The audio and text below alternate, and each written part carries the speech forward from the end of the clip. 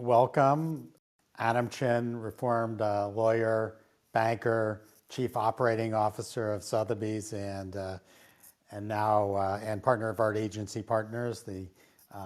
As an entrepreneur, it's exciting to have you to explain your. I think of it as two new enterprises rolled into one. And George Odell, I'm leaving Sotheby's to join this exciting opportunity. Adam and George, maybe you could explain the data portion of what you're doing, which is more the free portion of LiveArt, and how you got there and what it's about. So, Josh, thank you so much for setting this up, and welcome everybody virtually, or at least to my voice. So, as Josh said, the new business has two complementary aspects to it. One, data, which I'll talk a little bit about, and then the second, the marketplace, which is where we hope to keep food on our table.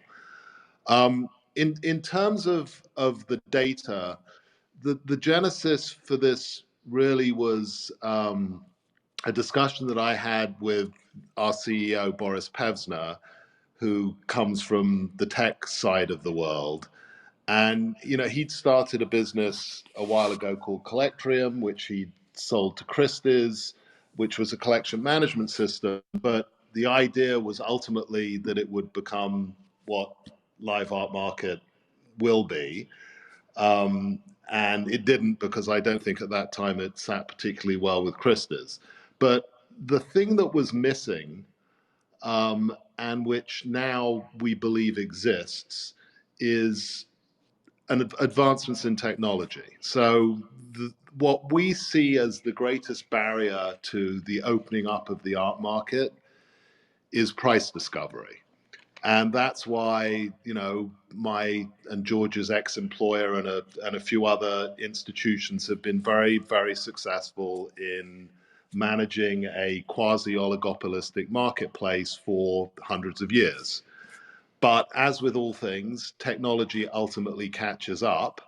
And we believe that for a vast array of traded material in the art space, that artificial intelligence and machine learning now can give you, they can give you the size of the bread box.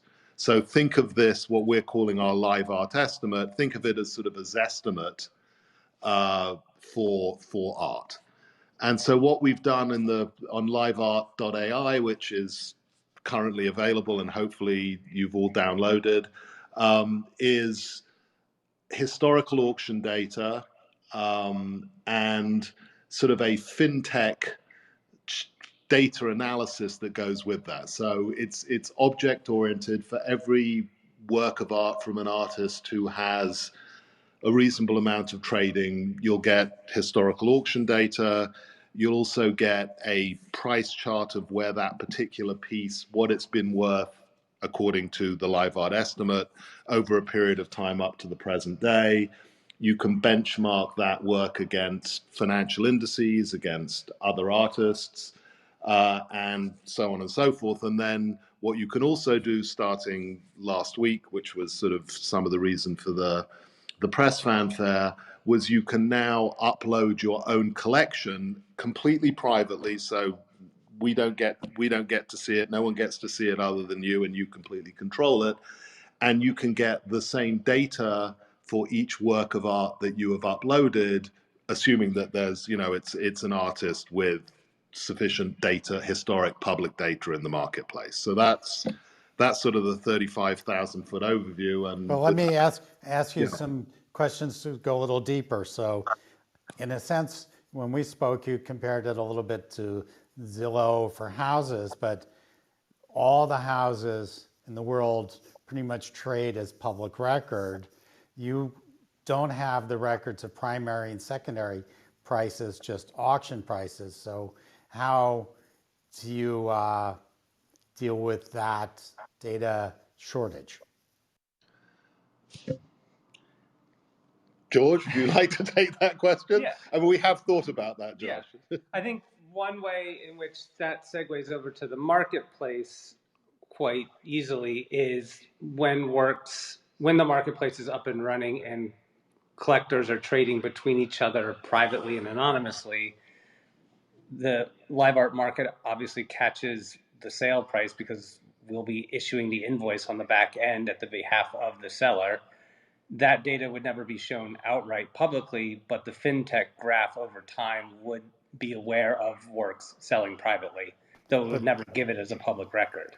But you sort of, that's an artful kind of like, you know, you move the bunny to the other side of the room, but you didn't really answer the question there. I liked your answer, but it's still like you're collecting a single data point there for, say, a Richter painting. But what about, you know, the 1,000 Richters that have traded not on auction, for instance? Well, look, we've also got a little bit of in-house expertise, and we analyze what our live art estimates are. To the extent that we have data that's our own data, we will feed, you know, we feed that to the beast. There's no claim here that this is perfect, but in the absence of this, what's your alternative? I guess you can call Josh Baer and get his view of what something's worth. You can call your favorite auction house specialist and find out what she thinks it's worth. Not in your case, of course, Josh, but those views often come with implicit bias. So, you know, this, as I said, it's not the end point, it's the starting point for a discussion. Or in an elevated base level, you're presenting, the LiveArt AI presents the information back to users who may not be digesting this every single day, but want to look at it with a more active usage than they were before. So at least when it comes to getting into a more nitty-gritty conversation, they already have the referential points aggregated together that are available, and that's where further expertise, in-house, out-of-house, whoever you're speaking to, comes into play. I think you're moving everyone's understanding of what has historically happened forward. That's how I look at it. That part of the conversation is interesting to me. Then if, you know, certainly George and Adam, you've both been in the market specifically, have helped sell hundreds of millions of dollars worth of art. You do have this expertise. Can you tell us a little bit more? What is the artificial intelligence component? What's going on in your black box there that pops up at the end that says this is worth that? What can you give us some light on that algorithm or how that's working? That you've got the wrong people for. The answer is we've got, you know, Boris, our CEO, is he's a tech guy. We have, I don't know how many, 10, 12, 20 software engineers in 7 different countries, you know, who've been building this algorithm. This is way beyond even if I could explain it, Josh, I'm not sure either you or I would understand it. Well, you've got 20 engineers to art experts at this point, right? So it's certainly weighed, at least this part of it is, that continue to be the case. Yeah, but what's interesting, I think, is, you know, a lot of art businesses have ceased to be successful because either they have art people who don't understand business or business people that don't understand art. And hopefully what we've done here, I mean, we have, you know, when we were putting the product together, daily, you know, multi-hour Zoom calls, going through the estimating process, going through the data, how you weight data. So it's, you know, it's a collaborative effort. What happens when it gets fed to the beast, as I said, is just, it's beyond my ken. Well, for those of you who get a chance to watch No Reserve, we did an interview with Tom Hill, and Tom, in his new role as CEO of, I think it's Sigma Bankers, they do 5 or 10% of the daily transactions on the stock market. And he said, with his 220 PhDs working on algorithms for trading markets, they couldn't do an art market. He doesn't think it's possible to apply big data techniques to analyzing an art market. Well, we're here to prove him wrong. Which is great, you know. It's like, so I want to sort of know a little bit more how. I mean, is the proof in the maybe we should move to your peer-to-peer area, that's where the proof is going to be in your ability to transact? Well, I think you'll Explain your see. peer-to-peer program, and then maybe come to if that's part of your answer. Well, I think what you'll see is, as I mentioned before, the data, it's going to learn as it goes, right? So it has to start from somewhere, and it will start refining itself as it learns from every auction that happens. It's one more auction that happened the day before.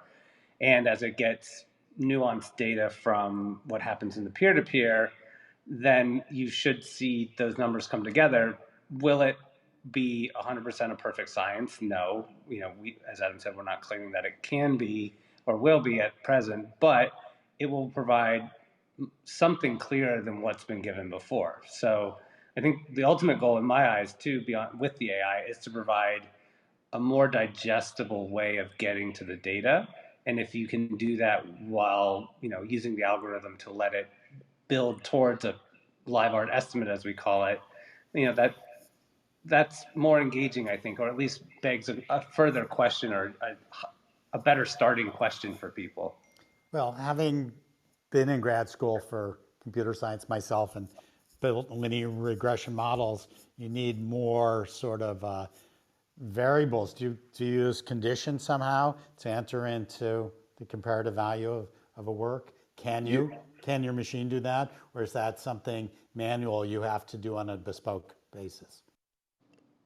I think you have to teach it that over time. That you say if there's an outlier result, you have to adjust for that reason, and then you start to build a reason and a happenstance that occurs within the algorithm when condition is something that affects it.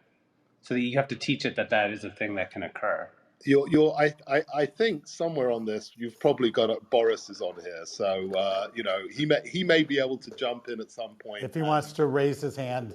At yes, some point we can bring him up to the stage and defend this beautiful beast that he has built. But before he does, the one thing I should say is look, we didn't do this because we wanted to get the best grade in an exam on how much is something worth. All right, that's not the business model. Right, the business. Great. Let's go to the business model on the other side, the peer-to-peer. So right, take and us then through look, that. I think so. I mean, the art market, I think, for all those who have participated in it, and it's wonderful in lots of ways, and the way that it operates is wonderful in lots of ways, and very social, and it was before the last 15 months. But it is incredibly illiquid. It is incredibly opaque. And it's very difficult, unless you happen to be a few of us on this phone, who are on this Clubhouse, right? It's actually very difficult to sell art unless you happen to know a specialist at one of the auction houses, or you have an advisor, or one of the big dealers. Yes, much easier to buy art than to sell art. Well, yes, but you're very limited as to your choice, right? There are only so many lots in an auction, and even with online auctions, there are only so many lots. There are only so many dealers whose backroom you can get into. So yes, it's easy to buy the art that people want to serve up to you. It's a bit like going back to 20 years ago. Yeah, it was easy to watch TV as long as you liked the 7 channels that were available. So the data, my sort of thesis and intuition, looking at other markets that I've been involved in, which is the more information you give people about a market and the easier access you give them to it, the more that they want to transact. So that's really what the data's there for. And then it's an open sort of democratized basis where people can trade with each other just like they do in every other single asset class. Just art has been, the last great fortress stopping people doing that because the gatekeepers are incredibly powerful. So keep going in this way. We'll come back to Boris on the data. I want to really flush out this part of your business before we recircle back to data and to questions. So keep going. Explain what the user experience is like and how it's actually going to function. So the user experience from a seller perspective is you have LiveArt AI on one side where you can hold your collection privately and securely. You can do your research. You can use the AI to help you establish a valuation. You can also set your own manual valuation within that space. Again, this is completely private. And as and when you feel it's time to list that work, if you are deciding to list it in the LiveArt marketplace, you contact LiveArt Marketplace. That's the first instance in which anyone on our team would be aware that a work is, that you have a work, and we help you create a listing agreement for it. At which point, again, you are controlling the sale, so you decide how long it's up for, what the price will be, if it's going to be public or if it's going to be private behind, an ever slimming funnel of information that buyers have to give you before you, the seller, release the image and the fixed price to them. So when a work is in the marketplace and discovered, a buyer comes along and they, say, contact the seller, they're interested. Then a mediated bot gets in touch with you, the seller, to say, so-and-so who is KYC AML vetted, if they're public or if they're a private or a trade, is interested in your work. KYC means know your client. Yes. AML is anti-money laundering.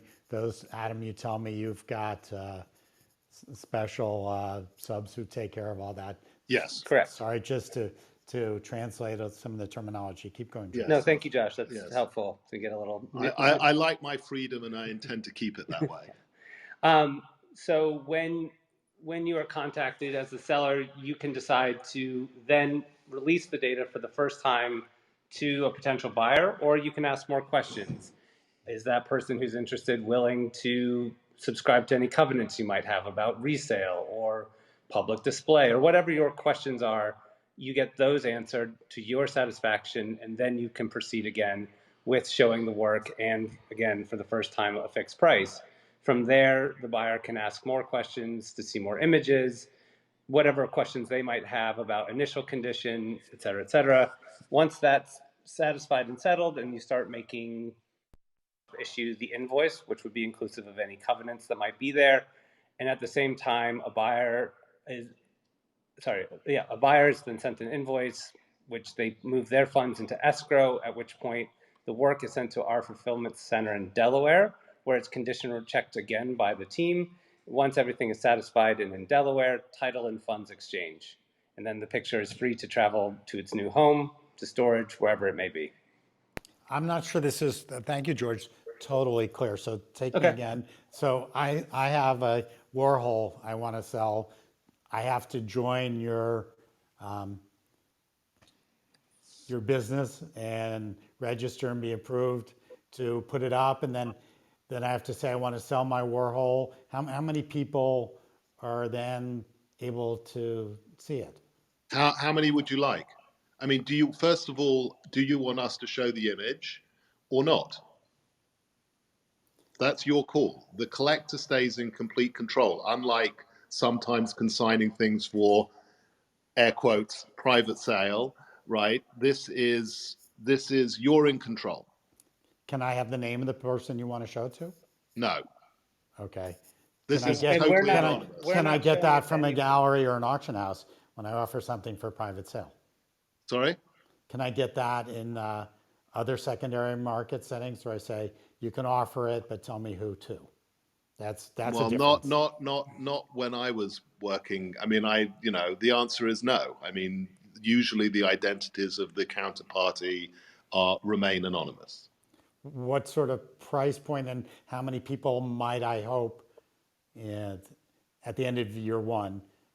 If I said everybody, is that 10, 100, 1,000, scalable to 20,000? I mean, how many people, if you wanted as many people as possible to see your artwork? Yes. Well, I don't know. At the moment, we have, I think, 14,000 average monthly users.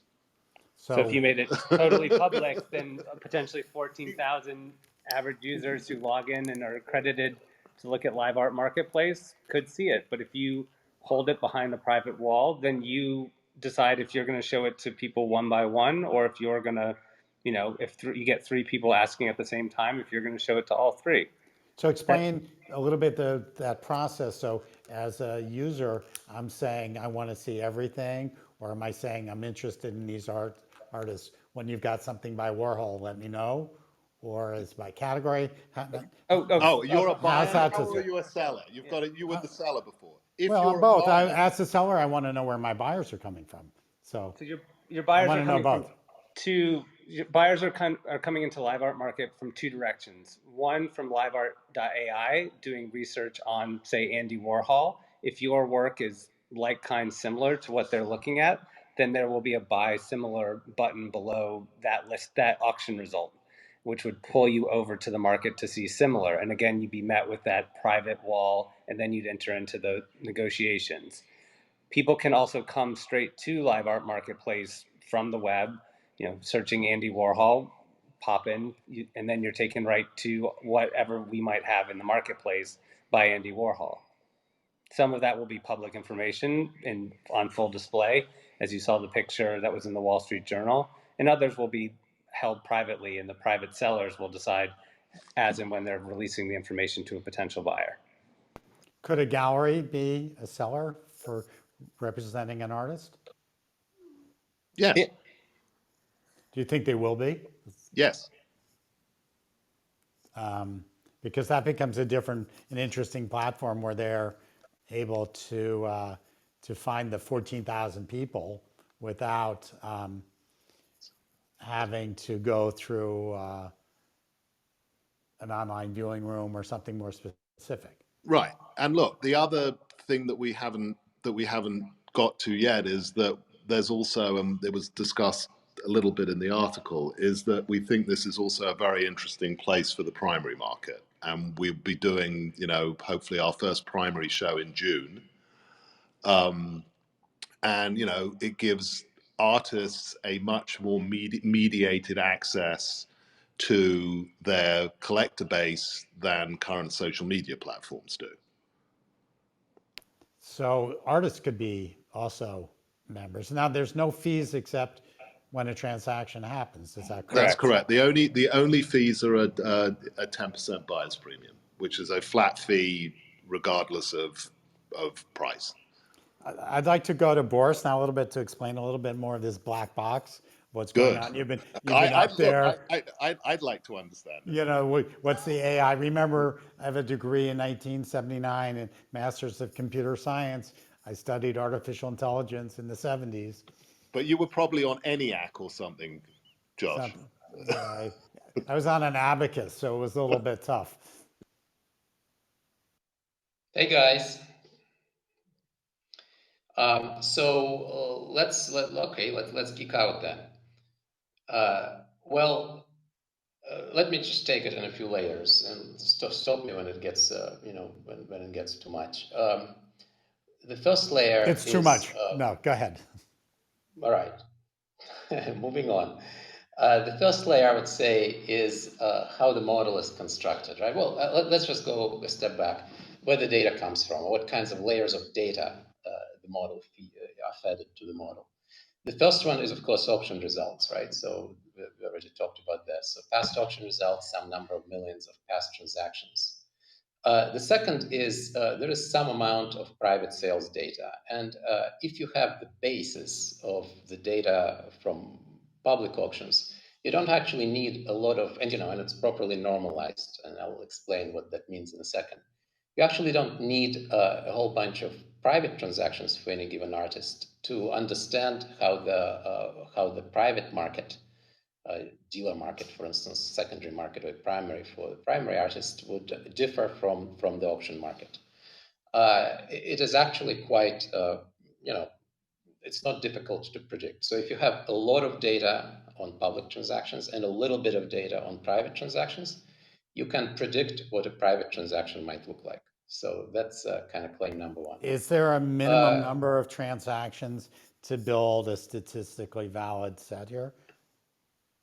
Well, for high liquidity artists, we have thousands of transactions in the public market, and in the private, we would have dozens, and that is sufficient. For some artists, we have tens of thousands. We really have data going back 30 years. So then the next question is, what do you do with this data? Well, the general methodology, I would call it kind of assisted machine learning. It's not just you throw the data into the machine and go through the meat grinder and see what happens. You actually condition that data, you normalize it. So what do we do? First of all, there are about 104, actually exactly 104, I'm looking at my list here, of model features. So they're, roughly speaking, split into the groups of intrinsic features, so things that are specific to this particular artwork. It's creation date, edition number, edition size, height, width, depth, the usual stuff. Then there are a whole bunch of features related to its appearance, so image-derived features, and those are taken into account as well.